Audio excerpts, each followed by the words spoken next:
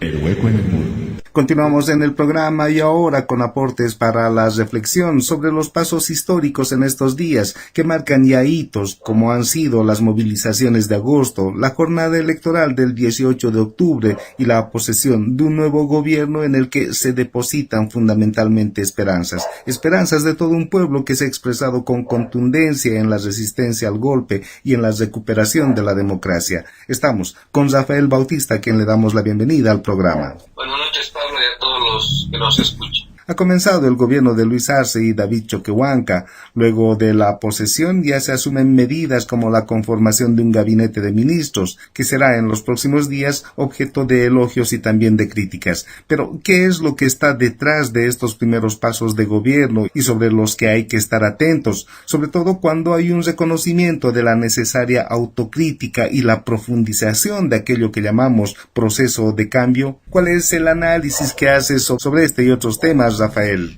Bueno, a mí lo que me preocupa ahorita es, después de haber saboreado la algarabía popular, después de que el pueblo ha recuperado el ajayo, después de que otra vez ha podido recepcionar la fuerza, tanto espiritual como física, la amasa y la chama, como decimos. Después de todo aquello, aparece un aire triunfalista, no solamente al interior de nuestro país, sino también fuera, sobre todo de una izquierda, de lo que yo llamo el izquierdismo progresista, que en las epopeyas históricas que producen los pueblos solo ve figuras individuales. Y eso es lo triste, ¿no? O sea, no aprenden algo que es fundamental para leer el ámbito de la política. Y si te das cuenta, lo que voy a mencionar va dirigido precisamente a aquella gente que desde los ámbitos analíticos, académicos, ideológicos, de la izquierda del siglo XX, como llamamos, siempre piensan la política sin sujeto, es decir, sin pueblo. Y hay que decirlo así desde presidentes, ¿no?, como el de Argentina, incluso hasta el presidente Maduro, ve en la gesta heroica del pueblo boliviano como si fuese simplemente una jugada, ya sea magnífica o estratégica, que haya tenido Evo. Solo ven eso. Por ejemplo, cuando uno lee los titulares de las agencias europeas, pasa lo mismo. France Press International, por ejemplo, ¿qué dice, no? Que se posesionó en Bolivia al delfín de Evo Morales. Es decir, como si la epopeya histórica del pueblo no contara. Y lo mismo sucede al interior ya del tufillo que deja este triunfalismo de parte del propio MAS, cuando personeros, voceros del MAS, solo ven esto como si fuera obra exclusiva de individuos determinados. Es decir, lo que decía, hacen una lectura del campo político sin sujeto, es decir, sin pueblo.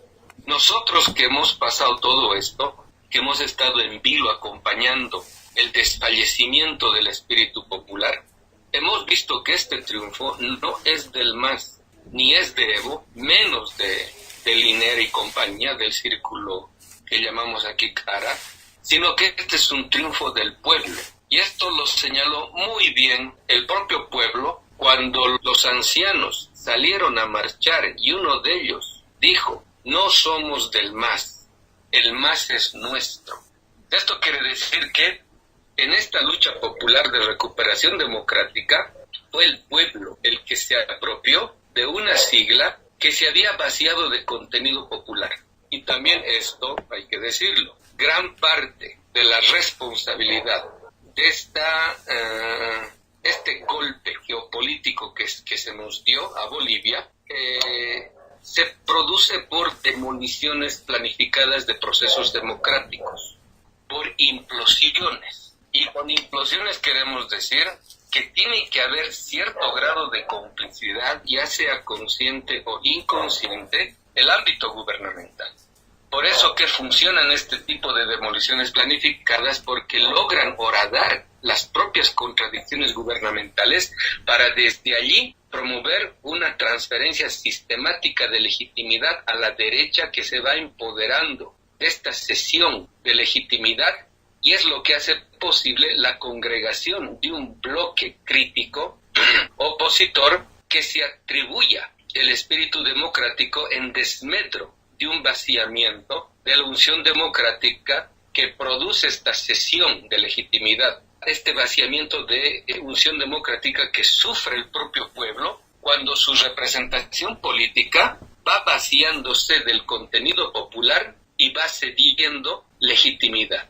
Y esa legitimidad tiene que recibirla alguien, y la recibe una derecha inmerecidamente, y con esa legitimidad ganada inmerecidamente es como va atizando el conflicto social en beneficio del proyecto oligárquico. Entonces, si hubiese un mínimo de autocrítica, por lo menos hoy día debería eso ser el tono, la cadencia, la insistencia de la dirigencia gubernamental del MAS. Y es digno de destacar que esto lo hizo en su discurso de vicepresidente el hermano David Choquehuanca. Hasta el presidente Arce mencionó eso de corrección de los errores.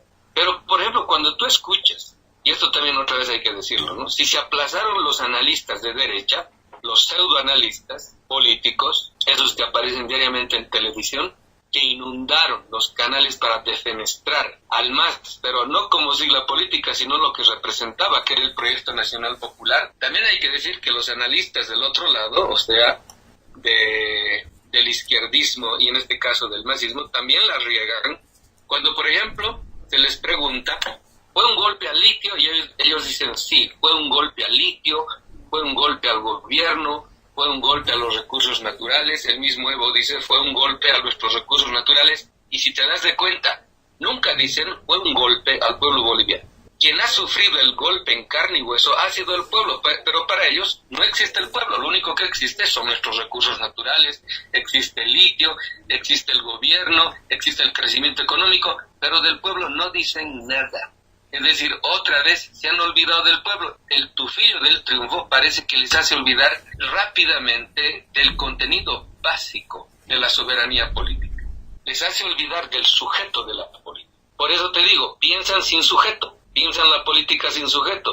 Y por eso también hemos visto cómo aparece una suerte de ausencia de dirección, de lineamiento, de discurso propositivo cuando escuchamos en la posesión del gabinete una ausencia de línea. Es decir, si el discurso del vicepresidente nos había inspirado no solamente confianza sino esperanza, era esperable, deseable escuchar un discurso en la posesión de ministros que fuera de línea política, de direccionalidad ideológica, de clarificación de horizonte político. Pero nada de eso ha sucedido, y eso tiene que ver con lo que decimos. El tufillo del triunfo les hizo abandonar rápidamente la autocrítica. Porque si algo hay que destacar es que lo que ha pasado en Bolivia es obra del pueblo en tanto que pueblo.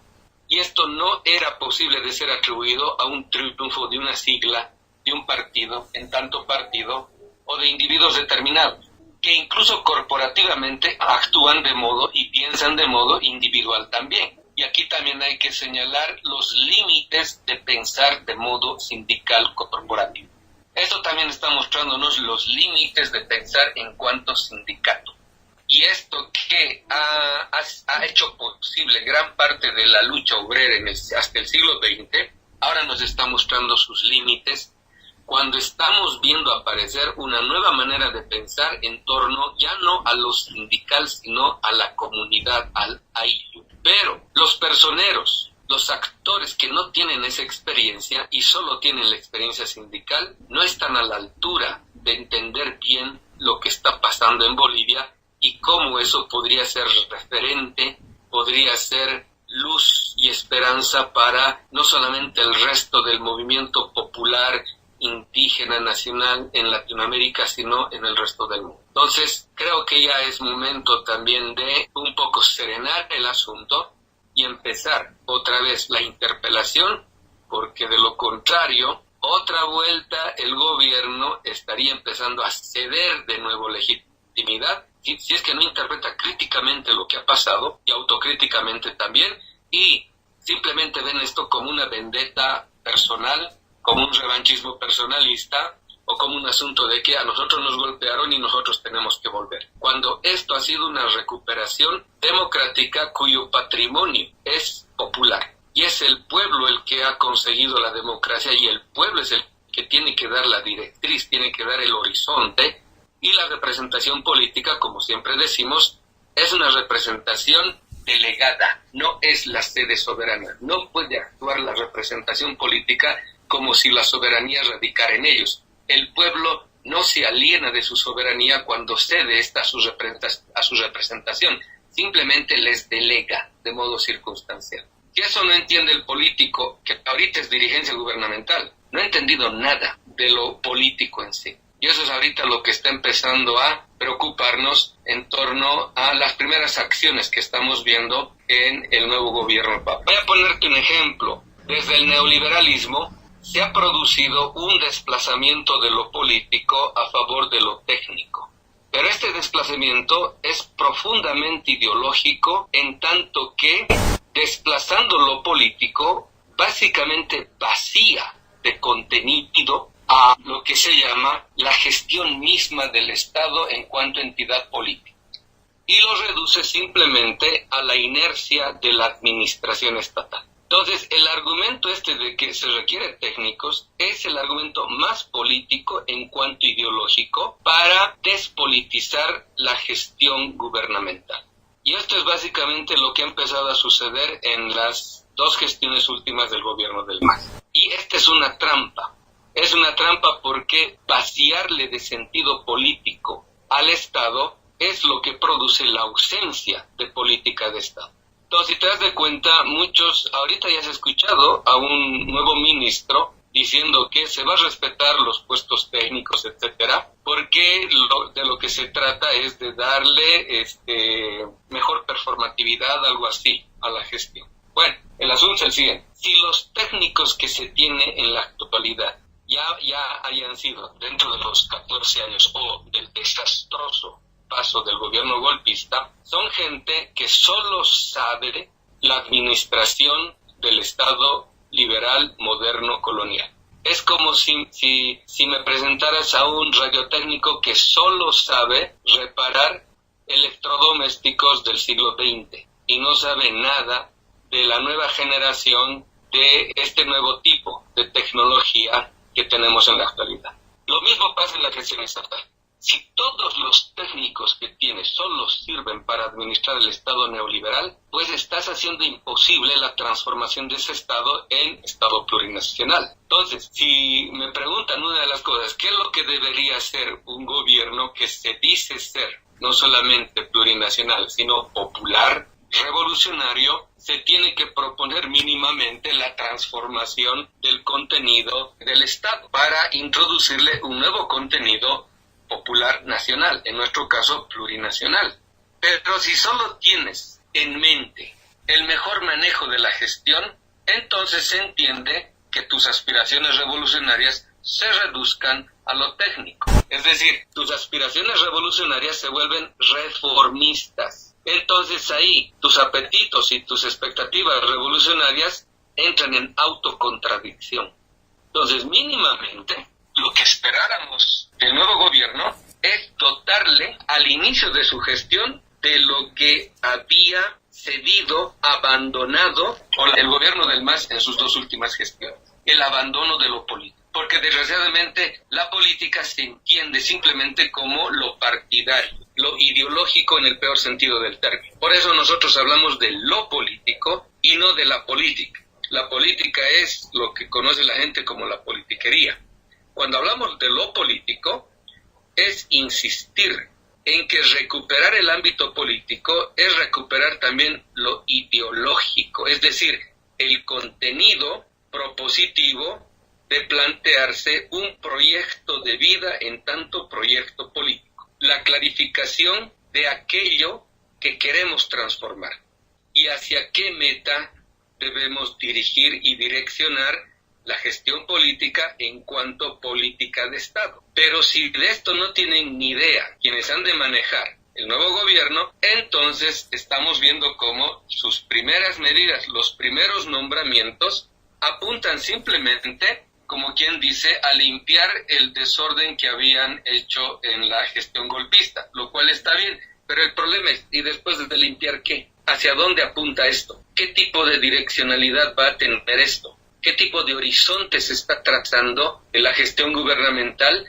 para profundizar lo que decía el propio presidente Arce? Profundizar lo que se hizo bien, reencauzar lo que se hizo mal. Si esto es simplemente palabras, entonces resulta que básicamente se estaría replicando los mismos desaciertos anteriores, que no es producto de la mala fe, sino de la ausencia de clarificación del horizonte político que debe adquirir la política de Estado. Entonces, un político tradicional piensa de ese modo, piensa de modo instrumental, porque solo ve su gestión, y como sabe que su gestión es corta, lo único que ve como posible es el aprovechamiento nada más del corto tiempo que ha de estar en gestión. Y por eso se reduce su accionar al puro cálculo político, porque sabe que en su corto periodo de dirección gubernamental no puede hacer nada de lo que se ha trazado inicialmente. Por eso siempre persiguen, que se llama esto, el quedarse en el poder. Pero cuando hay ausencia de la clarificación del horizonte político, es cuando ya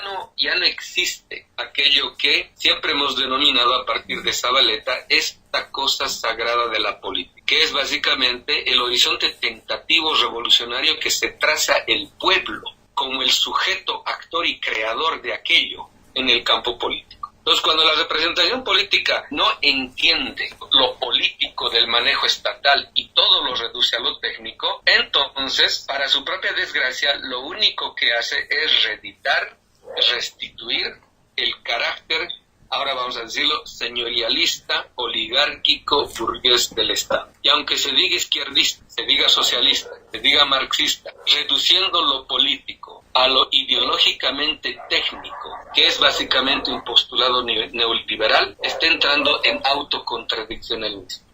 Y si no se da cuenta de esto, lo único que va a hacer es otra vez generar ese campo expectaticio que la derecha espera para empoderarse nuevamente. Es curioso cómo en nuestro país los aciertos nunca son de ningún campo, simplemente son errores del campo contrario que son asumidos, recepcionados por el otro lado, pero sin merecerlo nunca. Y aquí llegaríamos a la triste historia de la política boliviana, en la cual si ingresa a la izquierda es por errores de la derecha, y si ingresa a la derecha es por errores de la izquierda. O sea, estamos en un círculo vicioso que pareciera nunca terminar, Pablo. Ahora, Rafael, esto que mencionas no es nuevo, evidentemente. El movimiento al socialismo en sus anteriores gestiones ya ha incurrido en este tipo de errores. Por un lado, me parece que es a partir de la tensión o de la atención, sí, en todo lo que pueda decir la oposición, no solamente expresado en una bancada política, sino en toda esa oposición expresada también en los medios de comunicación, en esos opinadores que recomiendan fundamentalmente eso, y lo hemos escuchado recientemente, cómo debería ser el gabinete ministerial desde la mirada de estos sectores. Y en anteriores gestiones, por temor a ser calificados como masacre blanca, por ejemplo, se ha mantenido la estructura estatal en cuanto a personal, pues sin cambios, lo que no ha permitido una profundización en esa reestructuración de lo estatal que permita avanzar más allá de la simple administración. Entonces, evidentemente estamos hablando de no leer la historia pasada y seguir atendiendo más a los medios de comunicación, a esa oposición, que al propio pueblo. Sí, por ejemplo, están empezando otra vez a ceder el ámbito de la agenda política a los medios. Ya está apareciendo propaganda en los medios, en los grandes medios, y no se dan cuenta que esos grandes medios siempre han estado en contra, no solamente del MAS, sino del Proyecto Popular. Y cuando ya empiezan a poner propaganda, están dando dinero de nuevo a los medios hegemónicos. Entonces, si te das cuenta, los medios hegemónicos están jugando a otra vez defenestrar y mostrar cualquier tipo de hecho negativo, amplificándolo para hacer ver que, bueno, pues este gobierno es un gobierno revanchista, o es un gobierno que se las va a jugar de modo vengativo, etcétera. Imagínate, se está filtrando un video en el cual se reclama a la burocracia que por ética deberían renunciar porque han entrado producto de un golpe. Entonces, eso están magnificando los medios para mostrar la intolerancia del MAS, entre comillas, ¿no? Pero estos mismos medios nunca dijeron nada de la persecución sistemática que sufrieron los servidores públicos del gobierno del MAS cuando, en noviembre, después del golpe, ingresaron a asaltar las entidades públicas. Los medios nunca dijeron nada de eso. Cuando asaltaron la Confederación Sindical de Trabajadores Campesinos, la sede de los interculturales, cuando saquearon, ingresaron y expulsaron así de modo violento a personal de Bolivia TV, de Patria Nueva, de las radios comunitarias, de los propios ministerios. Los medios no dijeron nada, pero ahora, cuando aparecen estos episodios, los medios magnifican eso, porque los medios son el aparato ideológico que siempre ha apostado por esta lectura de desprecio aristocrático del campo popular. Y esto lo ha sabido funcionalizar muy bien para la reposición fascista urbana que hemos presenciado el año pasado en el golpe de noviembre, ya prolongado por lo que sucedió en octubre. Entonces, por eso hay que tener una clarificación pormenorizada, esclarecida, del horizonte político para tener una lectura fidedigna de qué tipo de coyuntura estás enfrentando.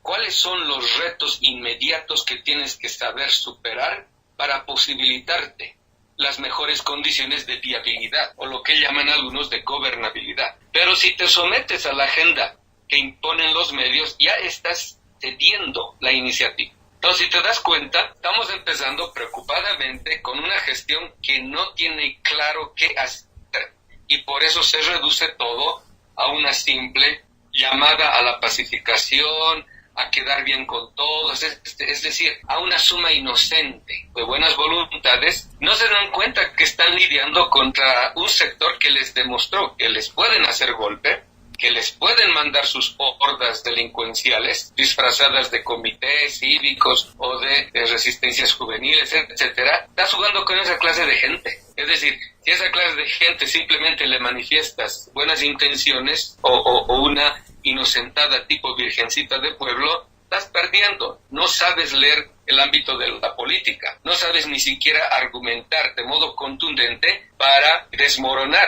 la propia moral del contrincante. E incluso con la cuestión de los 2/3, la derecha se está agarrando de un argumento cuando ellos mismos nunca dijeron nada de lo grosero que produjo el gobierno golpista sin ningún tipo de miramiento ético, legal y peor, sin ningún tipo de miramiento constitucional, cuando, por ejemplo, por decreto produjeron los ascensos en los militares, cuando nombraron a dedo a los embajadores, cuando removieron a todo el personal diplomático, sin ningún tipo de legalidad, porque eso necesitaba contar con la participación del legislativo, etc. La derecha que ahorita está en la Asamblea Plurinacional no dijo nada, ni siquiera sus candidatos, pero ahora, con el argumento de los 2/3, que además es un argumento falaz, pretenden minar la gestión gubernamental. Lo que decíamos la vez pasada, están tratando de reeditar los capítulos UDP y el capítulo Allende, es decir, inviabilidad social, inviabilidad política, desmoronamiento gubernamental mediante la acción estatal vía parlamento, por eso quieren 2/3 para frenar todo, o también la inestabilidad, que la pueden lograr vía medios de comunicación. Si el gobierno ahorita no tiene claro qué tipo de política comunicacional va a proponerse, otra vez va a sufrir la sonada mediática porque le estaría cediendo a los medios la agenda política. Y eso es lo más peligroso, porque de ese modo el gobierno otra vez solo va a tener que actuar de modo defensivo y nunca tomar la ofensiva, es decir, la iniciativa. Entonces, es curioso ver cómo hay gente que no aprende.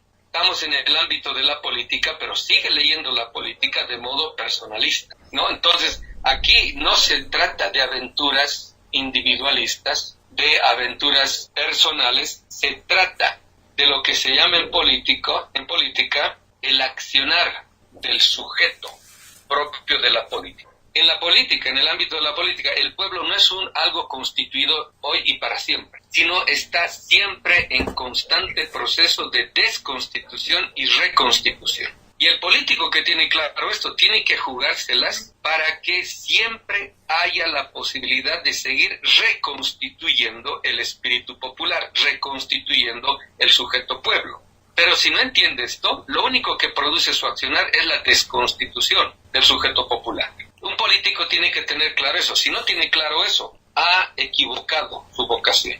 Y esa equivocación, desgraciadamente, puede llevarnos otra vez a un nuevo fracaso histórico. Por eso tenemos que estar a la altura de lo que el pueblo ha creado, y la representación política, desgraciadamente, como piensa de modo instrumental, ni siquiera estratégico instrumental, sino meramente instrumental, solo piensa en su gestión en tanto gestión. Y eso es lo triste cuando vemos cómo la inspiración y esperanza que habían levantado los dos discursos, tanto del presidente como del vicepresidente, ahora se empiezan a diluir en una suerte de ambigüedad o una suerte de indeterminación en lo que vaya a suceder una vez que vemos otra vez el argumento de lo técnico, otra vez el vaciamiento de lo político, otra vez la ausencia de horizonte ideológico, etcétera, etcétera. Rafael, creo que queda claro esa necesidad de la confianza hacia un pueblo que se ha movilizado, que ha demostrado su fuerza y que está ahí presente. Un error gravísimo si a nivel de gobierno no se toma en cuenta esa fuerza, ese recuperar el ajayu, como has mencionado varias veces, para plantear medidas gubernamentales mucho más estratégicas que no atiendan a lo que está esperando la oposición, sino a lo que ha generado como expectativa ese pueblo.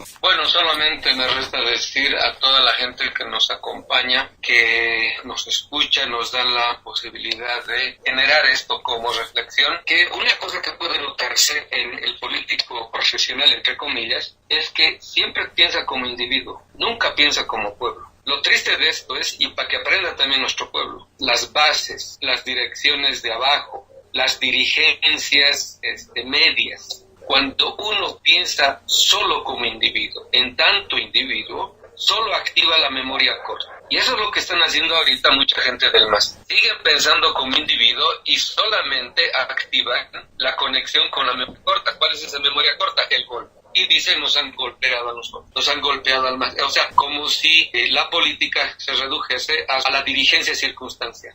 Cuando piensas como pueblo, recién es que logras activar la conexión con la memoria larga, con la memoria histórica. Ese tipo de pasaje es necesario producirlo en tanto experiencia política, porque solo de ese modo se clarifica lo político de la vida, lo político de la existencia. Es el tránsito de la historia a la política.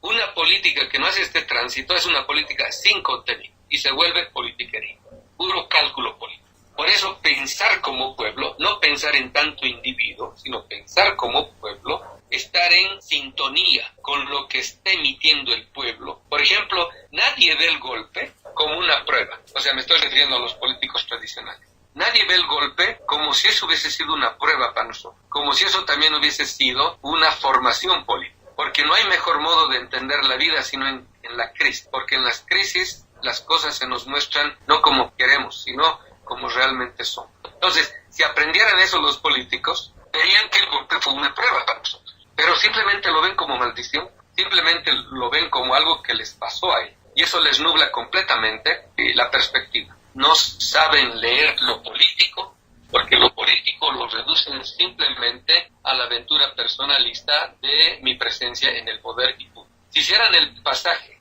del pensar en tanto individuo al pensar como pueblo, entonces esa experiencia les llenaría de contenido a su propia existencia, de tal modo que lo político se encarne como estructura moral del propio individuo.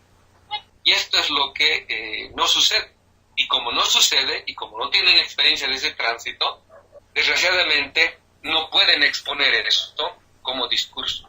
Alguna vez, ¿te acuerdas? Decíamos siempre, ¿no? La razón solo puede poner en conceptos algo que ella ha vivido. Y como no viven este pasaje, este tránsito, difícilmente pueden expresarlo eso en argumentos. Por eso también la política se vacía de discurso, porque ya no hay argumentos, porque ya no hay experiencia, ya no hay esa vivencia del pasaje de pensar como individuo a pensar como pueblo. Y en esta ausencia, pues, se pierde todo y perdemos como pueblo y perdemos en general, pues todos, ¿no? Y esto es, digamos, algo que tenemos que aprender, hacer este pasaje. Esa sería mi conclusión, mi conclusividad de esta reflexión. Hay que hacer el pasaje de pensar en tanto individuo a pensar como pueblo, para no tener solo memoria corta, sino para tener memoria histórica, memoria larga, para conectarnos en definitiva con lo que llamamos esa antigüedad sagrada, que es la verdadera fuente de donde procede nuestra camasa y nuestra chama, nuestra fuerza espiritual y nuestra fuerza material, Pablo. Gracias, Rafael. El Hueco en el